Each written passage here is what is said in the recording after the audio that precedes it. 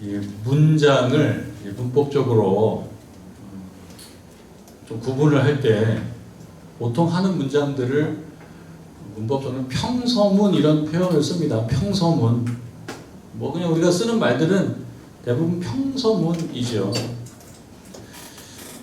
평서문 말고 또 다른 문장 형태를 얘기하자면 의문문. 평범하게 그냥 이렇게 쭉 뭐 하고자 하는 말 하는 게 아니라 뭔가 궁금해가지고 뭘 알려고 누구에게 걸 물어보는. 그래서 그 제일 끝에 퀘스천 마크 이렇게 물음표 붙는 문장, 그런 경우는 의문문이라고 합니다. 그래서 뭐 평서문, 의문문 이렇게 쓰죠. 그래서 의문문도 그냥 한 단어를 놓고 거기다가 의문문을 이렇게 넣을 수도 있고, 우리가 대화할 때는 끝에를 올리면 되죠. 끝에를. 뭐 예를 들면 여러분 물 한 잔을 딱 손으로 들고 물 한 잔 들고 다른 사람에게 이렇게 딱 제시하면서 뭐라고 얘기하냐면 물? 무슨 뜻입니까?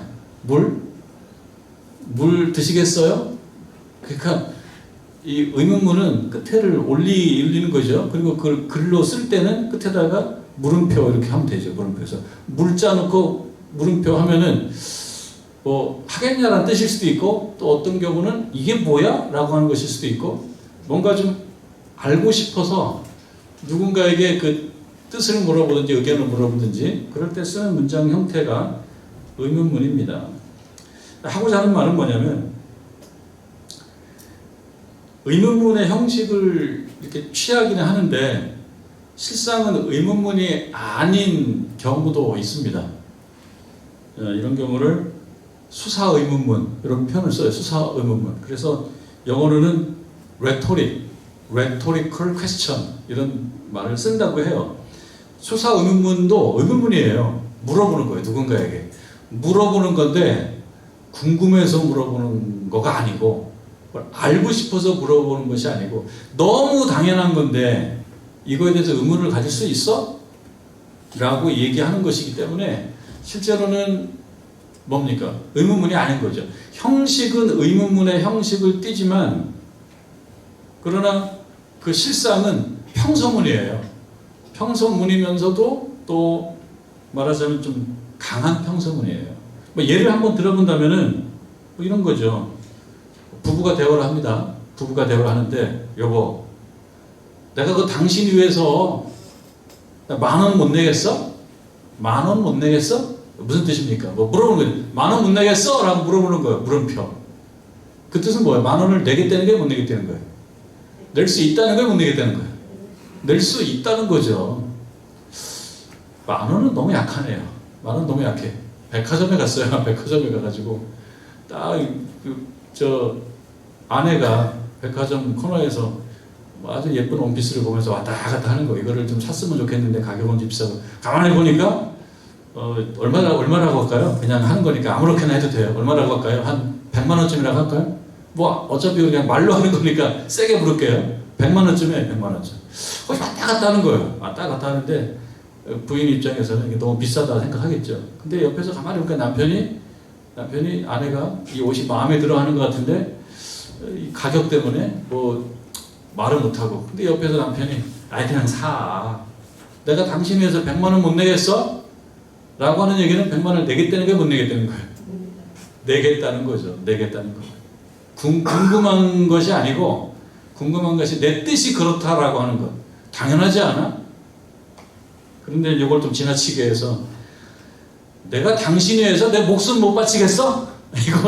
이거는 좀 이상해. 못 바칠 경우라고 생각할 것 같아요. 설마 나를 위해서 목숨을 바칠까라고 생각할 것 같아요. 이런 애매한 경우가 아니라면 뭐 누구에게 말을 할 때 의문문으로 얘기하지만 사실은 그게 의문문이 아닌 경우고, 그리고 실제로 뭔가를 강조하는 거예요. 그리고 내 마음이 그렇다라고 하는 그 감정을 강하게 표현하는 거죠. 마음을 강하게 표현할 때나 혹은 강조할 때나 이럴 때는 의문문으로 말을 하기는 하지만 실상은 몰라서가 아니고 강조하는 거예요. 강조하는 거예요. 왜 이렇게 뭐 잘 알지도 못하는 초급 문법을 설명하면서 이 말씀을 시작하느냐. 1장 지금 본문이 어려워요. 사실은 쉽지는 않은데 1장 14절 말씀, 제일 끝 말씀을 보면은 이렇게 되어 있습니다. 모든 천사들은 한번 최대한 이해해 보겠습니다. 모든 천사가 딱 한 명만 있는 게 아닌 거예요. 천사가 많은 거예요. 그리고 천사도 이런 천사 저런 천사 있다는 것을 전제하는 것 같아요. 전제. 모든 천사들은 섬기는 영이다. 뭐 하나의 사실이 나왔습니다. 모든 천사가 하는 일이 뭐예요? 섬기는 거예요. 천사는 섬김을 받으려는 어떤 의도로 우리 하나님으로부터 창조된 존재가 아니고, 하나님께서 천사를 창조한 거는 섬기게 하는 거예요. 섬기게 하는 거. 그래서 모든 천사들은 섬기는 영이다. 섬기지 않는 영은 천사가 아닌 거예요. 누군가를 섬기고 좋게 하고 그래야 되는데 괴롭히고 못 살게 만들고 그러면 그 영은 천사라고 볼 수 있어요? 없어요? 그 천사가 아니에요. 천사는 섬기는 영이라는 거죠. 오해하지 말아야 돼요. 막 힘들게 하고 막 괴롭게 만들고 아프게 만들고 이런 영적인 존재가 있기는 하는데 그 존재는 천사가 아니고요. 그런 존재는 천사가 아니에요. 자, 모든 천사들은 섬기는 영으로 구원받을 상속자들을 위하여 섬기라고 보내심을 받았다. 그러면 여기서 좀 생각해 보는 거죠. 구원받을 상속자, 구원을 받을 어떤 존재, 어떤 존재들은 구원을 받을 상속자일까요? 구원을 안 받은 상태에서 구원을 받게 돼요.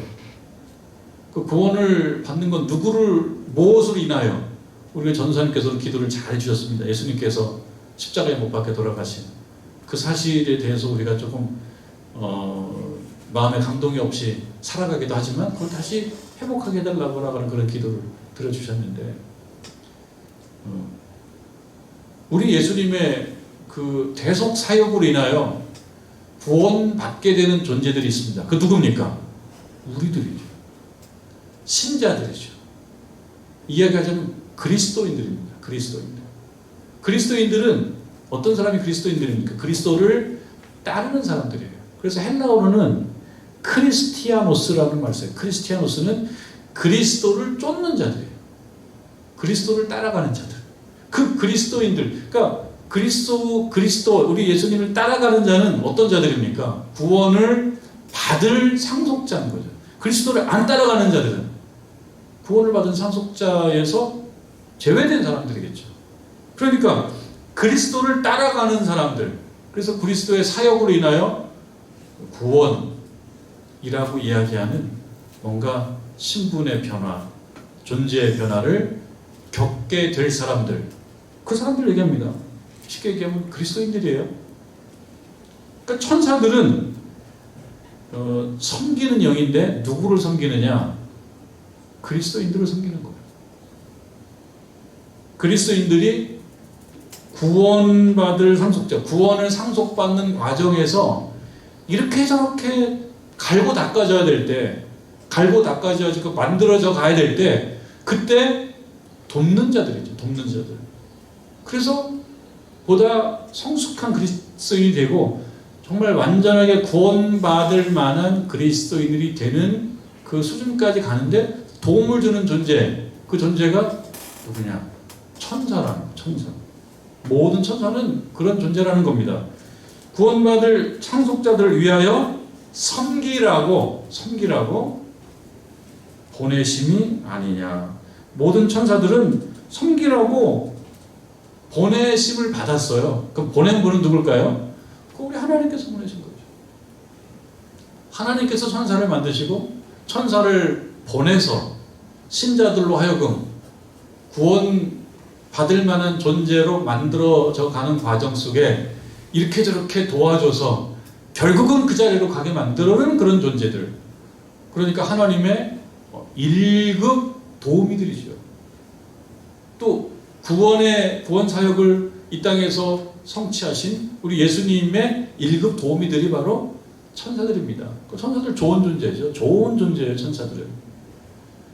신자들을 도와서 구원받을 만한 존재로 만들어 가게 되는 거예요. 그래서 우리가 살아가면서 신앙생활을 해나가는 과정 속에서 눈에 보이지는 않지만 영적 존재로서 천사의 도움을 받을 수 있으면 얼마나 좋겠습니까? 그러니까 오늘 저녁에 우리가 하나님 앞에 기도할 때 하나님 돕는 천사, 그 돕는 천사가 얼마나 다양한지를 우리 다 알 수 없지만 이렇게 돕고 저렇게 돕고 이 모양으로 돕고 저 모양으로 돕는 천사들을 충분하게 보내주십시오 라고 우리가 하나님께 기도하는 것은 말씀에 위배되는 것이 아니죠. 그렇게 기도할 만하죠. 오늘 저녁 여러분들이 기도하실 기도 제목들은 그것입니다.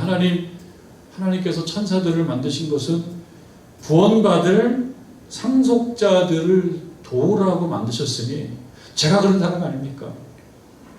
제가 우리 하나님의 은혜로 구원받을 존재가 아닙니까? 제가 예수님 따라가는 존재잖아요. 제가 그리스도인이잖아요. 그리스도를 좇는 사람이잖아요. 그러니 하나님 나를 충분히 도와줄 수 있는 영적 도우미들을 저에게 파송해 주십시오. 이렇게 기도하는 것은 너무 바람직하다라고 생각할 수 있습니다. 그게 맞는 얘기거든요. 그렇게 우리가 알면 돼요. 자, 그런데 여기 14절에 보니까 끝에 어떻게 되어 있습니까?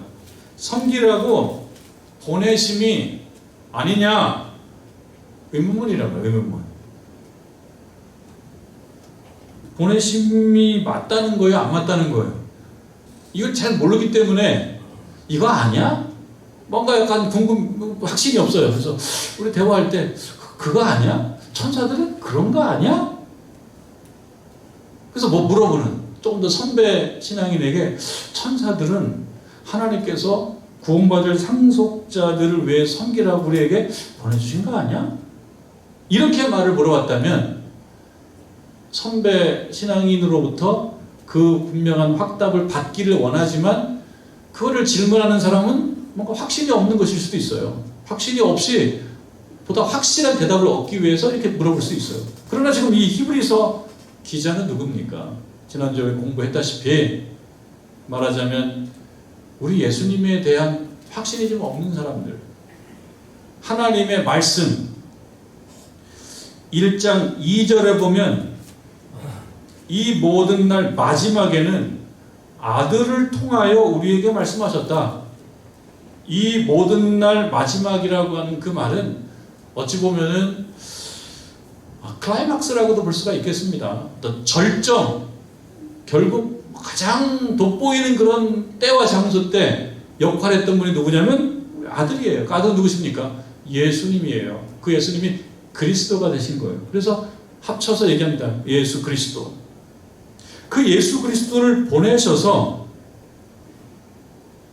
이 분을 통해서 하나님께서 말씀하셨어요. 근데 그 말씀은 여러 모양으로 나타났는데 그 중에 하나는 예수님께서 십자가를 지시고 십자가에 달리시고 그 다음에 고난당하셔서 십자가 달리시고 그 다음에 부활하시고 이 모든 사건이 결국 하나님께서 그 백성을 향하여 하시고자 하시는 말씀이기도 하셨단 말이죠. 근데 이것을 듣고 이해하고 그 도를 쫓고 그래야 되는데 그러지 못한다 그러면 이것을 다시 한번 강조해야 되는 겁니다. 그래서 지금 1장 2절에서 그렇게 말씀하셨고요. 아들을 통하여 이렇게 하시고 또 그런 말미암아 모든 세계를 치우셨다. 우리 예수님이 중심에 계시다라고 하는 이야기를 하심과 동시에 1장 14절에는 이제 천사에 대해서 얘기하는데 천사는 그런 존재가 아니냐. 그러니까 예수님에 대한 이야기를 처음에 했다가 말씀의 어떤 종결자, 모든 날 마지막 말씀, 선지자들을 통해서도 얘기하고 뭐 주의 종을 통해서 얘기를 많이 했어요. 조상들을 통해서 많이 얘기했어요. 그런데 결국은 우리 하나님께서 예수님을 통해서 말씀하신 게 가장 중요한데 그걸 자꾸 조금 살면서 그 감동 지수가 떨어져요. 예수 그리스도라는 이 말이 주는 그 위력을 잘 못 느껴요. 살아가다 보면 어떤 분은 예수 십자가라는 그런 표현이나 단어를 듣고 그냥 눈물을 주르르 흘리는 사람이 있는가 하면 또 많은 경우는 얼마나 자주 듣고 그래서 예수 그리스도라는 말을 들어도 맹숭맹숭 하고 그냥 예수님은 예수님이신 거지 뭐. 알기는 알지만 나에게 감동을 주는 분은 아닌 그 어떤 분, 예전에 그랬던 분. 그래서 역사적, 시간적 거리가 멀고 공간적으로도 멀고 그러면서 실제로 중요한 거는 예수님이 아니지. 실제 중요한 거는 이 땅에 살면서 이게 중요하고 이게 중요하고 이게 중요하지라고 스스로에 대해서 그렇게 잘 학습된 모습. 그렇다 그러면 신앙적으로 볼 때는 조금 위기가 있는 거 아니겠습니까? 어려움이 있는 게 아니겠습니까? 바로 그거예요. 그런데 그 예수님에 대한 그 어떤 감격과 감동을 이렇게 약화시키며 그 자리에 대신 자꾸 올라서게 되는, 예수님 대신 그 자리에 자꾸 이렇게 잘 위치시키는 그 어떤 존재가 있어요. 그 어떤 존재가 어떤 존재냐? 천사예요, 천사. 그래서 이 지금 14절 말씀에 천사는 이런 존재다라고 정의를 다시 내려주고 있는 겁니다. 다시 확인을 시켜주고 있는 거예요. 천사는 뭐냐? 천사는 하나님이 만드신 존재인데 우리를 도와서 신자가 더 완성된 신자로 갈 수 있도록 도움을 주는 그런 존재. 누구의 명령을 따라서? 하나님의 명령을 따라서 하는 그런 존재라고 하는 거예요. 그 천사는 사실은 좋은 존재예요. 우리에게 아주 유익한 존재예요. 그런데 천사가 잘못한 것도 없는데 천사에 대해서 천사는 잘못한 게 없어요. 그런데 천사가 말하자면 히브리서 1장에서 가장 욕을 먹는 거예요. 천사가 왜 욕을 먹나요? 좀 표현이 좀 강하지만 이해를 더 빠르게 만들기 위해서 그렇게 말씀드립니다. 천사가 욕을 먹고 있는 거예요, 사실은. 천사는 어떤 존재입니까? 우리를 도와주고 신자 되게 만들고 어려움에서 이겨나올 수 있도록 하나님의 눈을 봐서 돕는 영적 존재인데, 그냥 천사 입장에서는 왜 그래서 내가 지금 이렇게 성경 말씀으로 이렇게 혼나게 만들어 라고 얘기할 수도 있게 천사가 좀 약화되고 있습니다. 그러니까 왜 천사를 자꾸 약화시키느냐? 천사는 돕는 존재다, 섬기는 존재다. 그것도 좋은 뜻이지만 그러나 천사가 좀 약화되고 있는 느낌이에요. 그러니까 왜 이렇게 천사 속에 들어가 있는 바람을 자꾸 빼고 있느냐? 왜 그렇겠어요? 그때 탔던 사람들이 천사라고 하는 이름과 표현에 바람을 자꾸 넣은 거예요. 바람을. 천사가 최고지. 그래도 뭐니 해도 천사지. 그렇게 이야기하니까 우리가 예수 그리스도가 있어야 될 자리에 자꾸 천사가 올라서는 거예요. 천사가 올라서고 싶어서 올라서는 게 아니라 사람들이 자꾸 천사님 올라오셔야죠. 근데 천사님이에요, 천사님 하면서 천사를 이렇게 떠받들으니까 예수님이 있어야 될 자리에 천사가 자꾸 올라오니까 천사가 올라가고 싶어서가 아니라 사람들이 자꾸 올려놓는 거예요. 그러니까 갖고 있는 신앙이 그리스도 신앙이 아니고 무슨 신앙이 된다는 겁니까? 천사 신앙이에요. 천사는 괜히 가만히 있다 혼나는 거예요, 하나님으로부터. 천사는 가만히 있다가 내가 무슨 잘못이 있어요? 나는 그냥 열심히 도왔을 뿐인데 사람들이, 신자들이 그래도 뭐니 해도 천사님이시죠 라고 하니까 실제로 하나님의 관심사, 이 그리스도인들의 그 신앙이 약화되고 왜곡되고 구부러지고 그런 상황 속에서 이 히브리서 기자는 이 사실을 다시 잘 풀어서 설명하며 강조할 필요가 있었다라는 것입니다. 그러니까 이게 수사의문문이에요. 천사는 섬기라고 보내신이 아니야? 달리 말하면 천사는 섬기라고 보내진 존재야. 이 사람들아, 이런 거죠. 이 사람들아 좀 정신을 차리고 이거 똑바로 알으라고. 의문문인 것 같은데 의문문이 아닌 거예요. 그래서 천사에게 주입한 바람을 빼고 다시 어떤 분을 우리가 새롭게 알아야 된다는 얘기입니까? 예수 그리스도. 예수가 그리스도이시다라고 하는 그 사실을 새롭게 자꾸 알아야 한다는 거예요. 그거를 알아야, 그거를 강조하고 있는 겁니다. 그것을 얘기하고 있는 거예요. 그 말씀을 하기 위해서 1장 5절부터 13절까지 7 인용이에요. 구약 성경을 인용해서 천사는 그런 존재가 아니고 보다 중요한 존재는 바로 우리가 정말 깊게 묵상하고 사랑해야 될 존재는 바로 예수 그리스도시야 라는 그 이야기를 하고 있는 겁니다. 그럼 왜 이렇게 구약 성경을 인용하느냐? 아무래도 알고 있는 걸 가지고 인용해야 되잖아요. 이 사람들 경전이 뭡니까? 구약 성경이에요. 당시에 성경 말씀이 구약 성경이에요. 많이 알고 있어요. 우리보다 많이 알고 있어요. 많이 알고 있기 때문에 이 말씀, 시편의 말씀, 신명기의 말씀 인용하면 우리들은 오랫동안 신앙생활을 했지만 우리들은 잘 몰라도 지금 이 히브리서 청중들은 나름대로 이해를 하는 거예요. 잘 이해하는 거예요.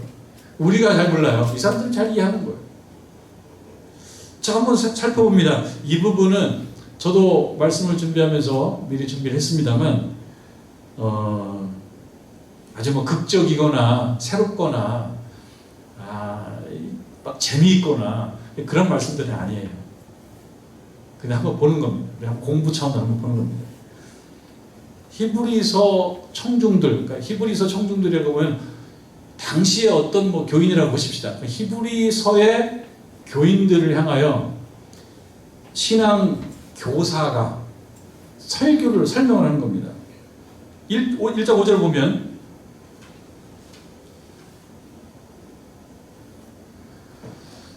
하나님께서 어느 때에 천사 중 누구에게 너는 내 아들이라 오늘 내가 너를 낳았도다 이렇게 말씀했냐? 언제 하나님이 그랬냐? 그 얘기는 뭡니까? 안 했다는 거죠.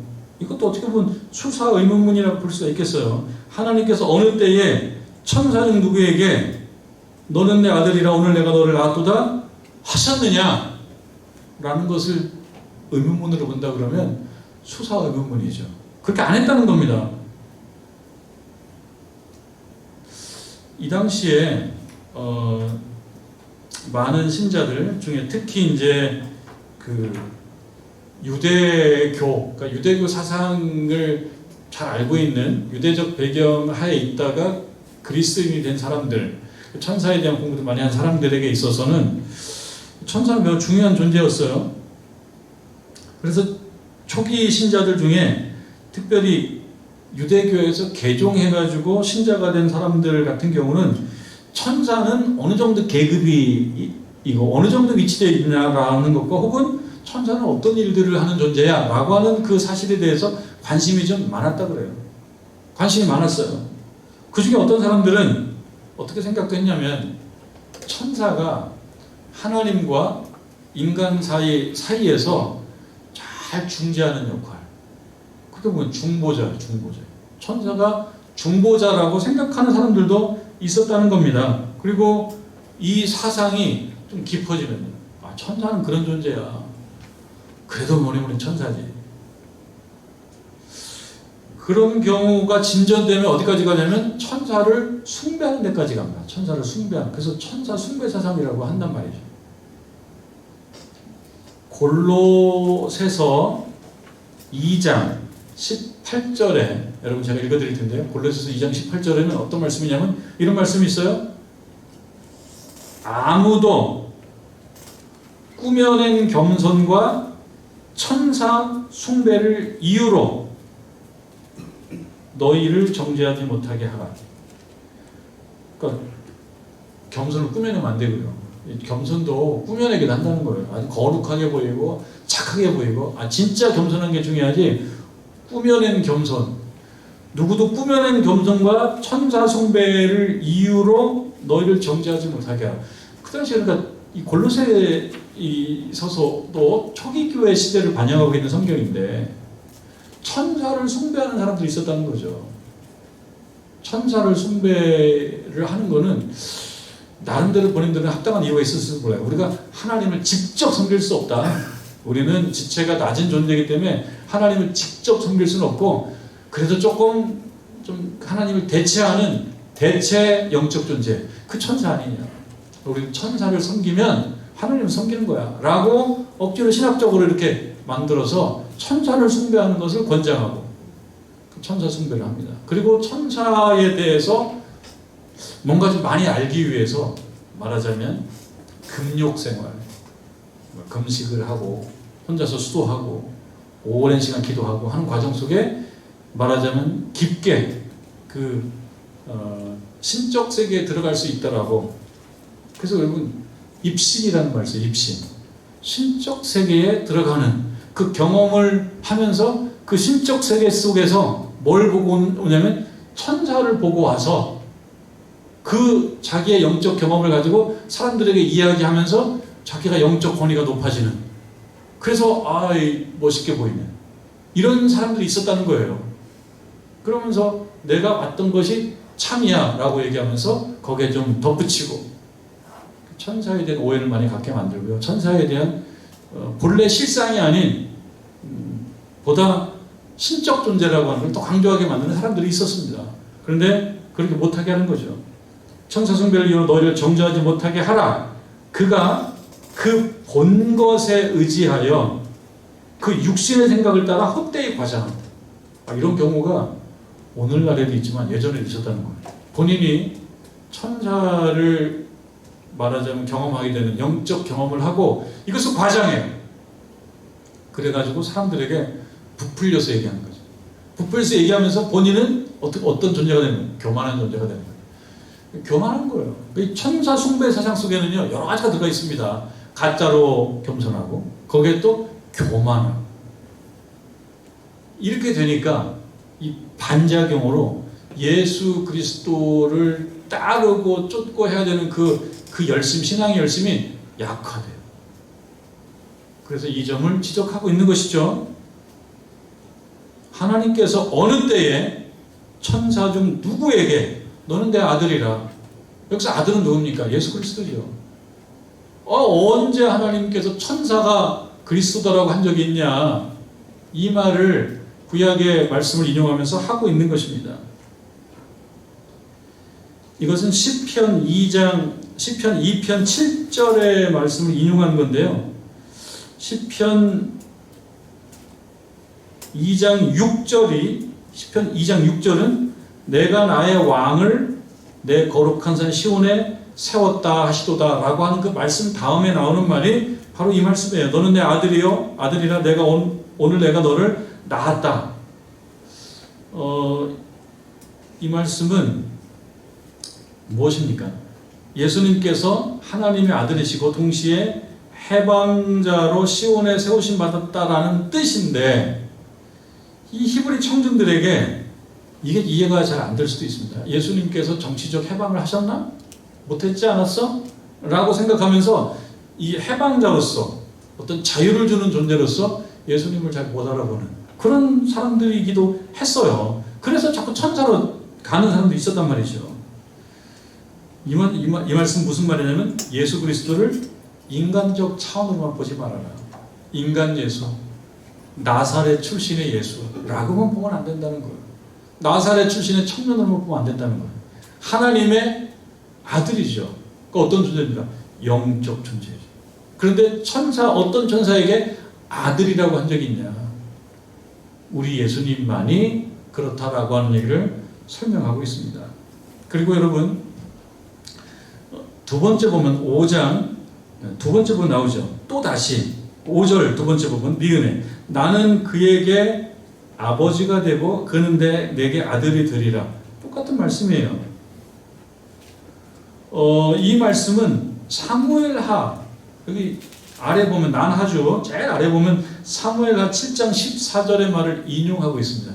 배경이 있어요. 배경이 있는데 배경이 중요한 게 아니고 여기 했던 말이 중요해요.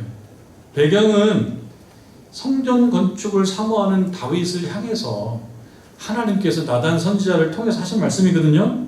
이 말씀을 예수님에게 적용하고 있습니다. 하나님은 예수님을 통해서 성전, 다윗이 성전 건축을 사모했어요. 그때 하나님께서 나단을 통해서 이런 말씀을 하셨는데 이 말씀을 예수님께 적용할 때는 예수님을 통해 성전, 곧 정말 하나님의 가문을 크게 일으킬 거다라고 하는 말씀으로 예수님께 적용이 되고 있습니다. 그런 점에서 예수님은 천사보다 우월하다. 그래서 지금 1장 5절부터 끝까지 말씀은 결국 뭐냐면 예수님이 천사보다 우월하신데 왜 천사를 자꾸 예수님 자리에다 놓느냐. 그러니까 애꿎은 천사만 지금 괜히 천떡부르기가 되고 있게 만들어 놓은 거죠. 천사는 천사 일을 다 하고 있는데 자꾸 천사를 숭배하니까 구약성경을 얘기해서 그 얘기를 하고 있는 것입니다. 계속 이어집니다. 계속 이어지는데 6절에 보면 또 인용하죠. 디귿에 보면 시편 97편 네 말씀이 또 있습니다. 하나님의 모든 천사들은 그에게 경배할지어다. 6절 처음에 또 그가 맏 아들을 이끌어 세상에 다시 들어오게 하실 때에 하나님의 모든 천사들은 그에게 경배할지어다. 이렇게 말씀하시죠. 계속 이어서 7절로 가면 또 나옵니다. 또 천사들에 관하여 또 말하는 거예요. 구약성경 기역에 보면 난하주의 시편 104편 4절의 말씀을 인용해서 그 말씀을 천사들에게 적용합니다. 그는 그의 천사들을 바람으로 그의 사역자들을 불꽃으로 삼았느니라. 천사들을 바람으로 삼고 그의 사역자들을 불꽃으로 삼았다. 그게 천사의 정체성이다. 천사는 그런 존재다라고 하는 겁니다. 바람 같은 존재고 또 사역자로서의 존재라고 하는 것을 강조하고 있는 거죠. 그러니까 여러분들 이 시편 104편의 말씀은 이 말씀은 자연을 노래하는 시편이거든요. 104편은 자연은 누가 만들었습니까? 하나님께서 만드셨어요. 그 하나님의 뜻에 따라서 자연은 움직이는 거예요. 천사도 그렇다는 거예요. 천사도 하나님께서 만드시고 천사도 그 하나님의 뜻에 따라 움직이는 것입니다. 하나님의 피조물로서 하나님의 도구가 바로 천사다. 따라서 천사는 아들이신 예수님과 비교할 바가 아니다. 오히려 예수님께 아들이신 예수님은 곧 창조자이신 하나님이거든요. 그 아들이신 예수님께 종속된다는 것입니다. 바람과 불꽃은 뭡니까? 잠정적이죠. 바람과 불꽃은 영원한 것이 아닙니다. 그러나 예수님은 왕권은 영원하다. 그 얘기를 하기 위해서 7절에 시편 104편을 인용했습니다. 그리고 8절에 보면 또 인용해요. 아들에 관하여 니은. 니은에 보면 시편 45편 6절 이하의 말씀을 인용해서 여기서 아들에 관하여는 예수 그리스도에 대한 설명인 건데요. 이 시편 45편은 이 어떤 시편이냐면은 왕의 시입니다. 왕을 찬양하는 시예요. 특별히 궁중에서 벌어지는 결혼잔치를 연상케 하는 그런 시편인데요. 이 시편을 가지고 와서 누구에게 적용하고 있냐면 예수님께 적용하고 있습니다. 예수님이 왕이시라는 거죠. 예수님께서 세우시는 나라가 영원한 나라고 또 8절 9절 8절에서 9절까지 계속 이어지는데요. 주께서 의를 살아가시고 불법을 미워하신다. 그래서 정의와 공의의 나라를 우리 예수님께서 세우신다라는 얘기를 강조하고 있습니다. 이런 가운데 기쁨과 승리의 잔치가 벌어지는 나라, 이것을 주관하시고 이끌어가는 분이 누구냐? 천사가 아니고 예수님이시다라는 이야기를 하고자 하는 것입니다. 그리고 이제 또 길게 인용되고 있습니다. 6번째로 보면 10절 이후에 10절부터 12절까지 또 깁니다. 디귿을 보면 아래에 시편 102편 말씀을 또 인용해요. 그러면서 뭐라고 얘기합니까? 주여 태초에 주께서 땅의 기초를 주셨으며, 하나님께서 태초에 땅을 만드셨어요. 하늘도 주의 손으로 지으셨어요. 그것들은 멸망할 것이나 오직 주는 영존할 것이요. 그러니까 뭐냐면 땅에 있는 모든 것, 혹시 하늘에 있는 모든 것도 다 일시적인 거라는 겁니다. 영원한 것은 아니라는 거예요. 그러나 오직 주는 영존할 것이요. 하나님은 무한하다는 말씀을 하고 있습니다. 그것들은 다 옷과 같이 낡아지리니 의복처럼 갈아입을 것이요. 그것들은 옷과 같이 변할 것이나 주는 여전하시다. 변하지 않는다. 그래서 여기서는 주와 그 다음에 태초에 지으신 여러 피조물들을 대조하고 있습니다. 주와 피조물들을 대조하고 있어요. 그래서 여기서 주는 누구에게 적용되고 있는 겁니까? 우리 주님에게 적용되고 있어요. 예수 그리스도. 그 다음에 태초에 주께서 지으신이라고 얘기했을 때 천사도 거기에 포함된다는 겁니다. 천사도 피조물이라고 하는 거예요. 이 말씀은 예수님께 적용하게 됨으로써 예수님의 왕 대심의 정통성을 강조하고 있고, 동시에 예수의 보좌, 예수님의 보좌는 이 지상에서의 보좌가 아니고 천상의 보좌라는 것을 확인해주고 있습니다. 그건 뭡니까?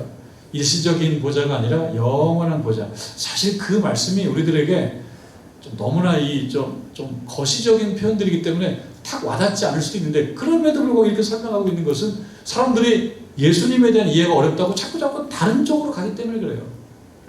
천사로 가게 되고 유사천사로 가기 때문에 이 설교를 또 하는 겁니다. 예수 그리스도에 집중해라. 예수님을 사모해라. 예수님을 묵상해라. 그 얘기를 하고 있는 거예요. 마지막에 주는 말씀이 13절이죠. 13절은 리을인데요. 리을은 시편 110편 1절 이 말씀을 인용하고 있는데요. 13절에 보면 내가 내 원수로 발등상이 되게 하기까지 너는 내 우편에 앉아 있으라. 누구에게 했겠어요? 예수님께 하신 거죠. 메시아적인 시편인데요. 다윗의 보좌가 있는 예루살렘에 하나님께서 세우신 왕에게 하시는 말씀이 시편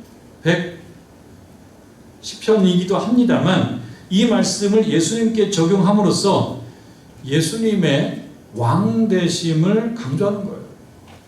동시에 예수님의 보좌가 지상에 있는 보좌가 아니고 정말 영원한 보좌, 내 우편에 앉아 있으라. 내 우편, 공간적으로 얘기하면은 천상이라고 얘기하지만 차원으로 얘기하면은 영적 세계를 얘기합니다. 물적 세계가 아니고 육신적 세계, 인간적 세계가 아니고 영적 세계를 얘기합니다.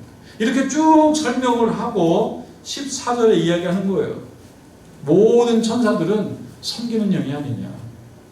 그런데 천사가 섬겨야 되는데 너희들이 천사의 머리를 숙이고 거기에 경배하고 천사에게 예배드리고 그러다 보니까 뭐가 됩니까? 천사는 돕는 존재인데 천사가 우상이 되는 거예요. 근데 애꿎은 천사만 괜히 우상이 되는 겁니다. 천사를 가지고 이렇게 자꾸 그렇게 하니까요. 이 말씀은 핵심으로 처음으로 돌아가면은 예수님을 묵상을 하는 겁니다. 1장 2절에 이 모든을 마지막에 아들을 위하여 우리에게 말씀하셨다 라는 이 세계로 돌아가라는 거예요.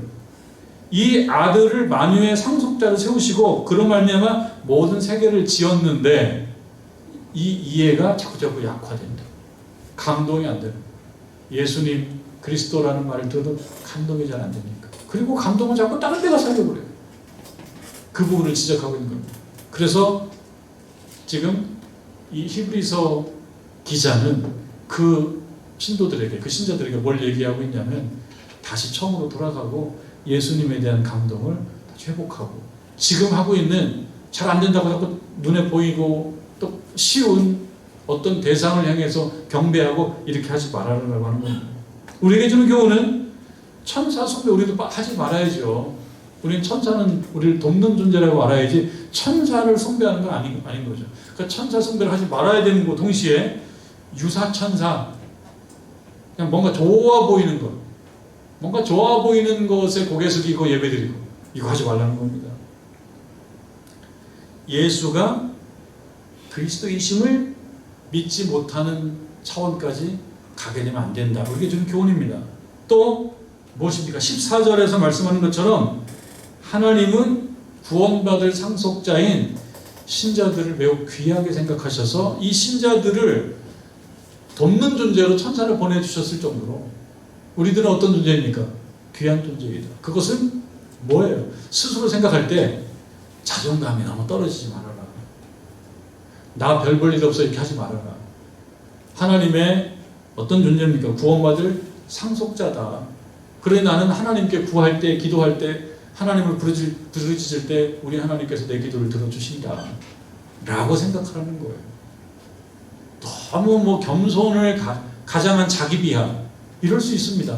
나는 못난이야, 나는 약해, 자꾸 겸손을 가장한 자기 비하 이렇게 가지 말고 하나님의 구원을 받을 상속자들이다 나는 이렇게 생각을 하라는 것입니다. 스스로 교만하지는 않아야 되겠지만 내가 하나님의 귀한 자녀다 라고 하는 정체성을 분명히 확인하라고 하는 것입니다.